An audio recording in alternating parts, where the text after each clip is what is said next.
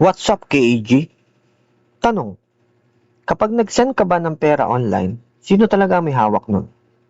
Bangko? App? O ikaw? Kasi kung hindi ikaw, may problema tayo. Dito napapasok ang salitang blockchain. At promise, ipapaliwanag ko to na parang nagkikwentuhan lang. Hindi pang IT, hindi pang genius. Bago ko maintindihan ng blockchain, akala ko dati, pang crypto lang yan.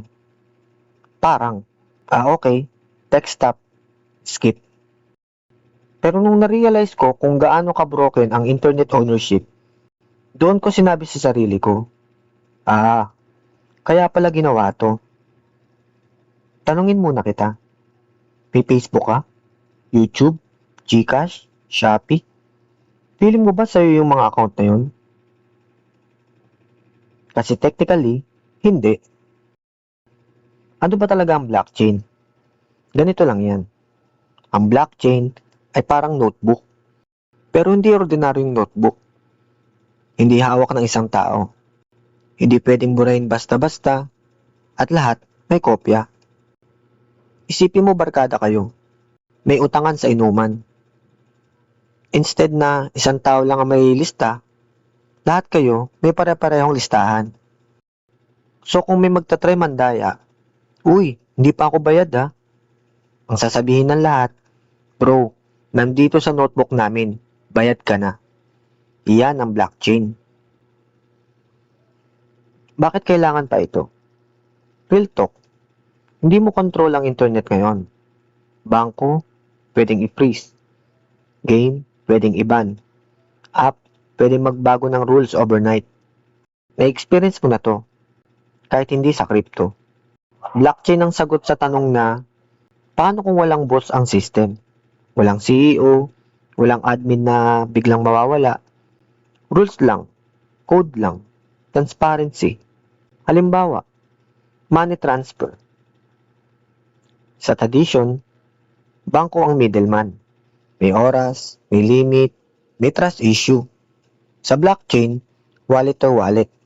Walang permission, kahit anong oras, walang pwedeng humarang. Hindi ibig sabihin nito perfect, pero marinaw kung sino ang may control. Ang NFT, record sa blockchain na nagsasabing, ikaw ang owner nito. Hindi picture ang mahalaga, record ang mahalaga. Anong weakness? Madaming scam, madaming hype, madaming walang silbi. Yang strength, first time sa internet, may ownership na hindi nakabase sa kumpanya. Bakit ito hindi para sa lahat? Hindi ko i-recommend ang blockchain kung ayaw mo matuto, gusto mo ng instant money, hindi ka handa sa risk, umaasa ka lang sa influencer. Blockchain is a responsibility. Ikaw ang bangko, ikaw ang may kasalanan kapag nagkamali, maraming tao hindi ready para doon. Sa totoo lang, blockchain ngayon ay parang internet noong 1998. Mabagal, magulo, maraming scam, pero may potential. Hindi ko sinasabing yayaman ka dito. Ang sinasabi ko, ito ang direksyon ng digital ownership. Kung gamer ka, creator ka, builder ka, mas may value sa'yo ito kaysa sa speculator. Ang unang blockchain ay Bitcoin, 2009.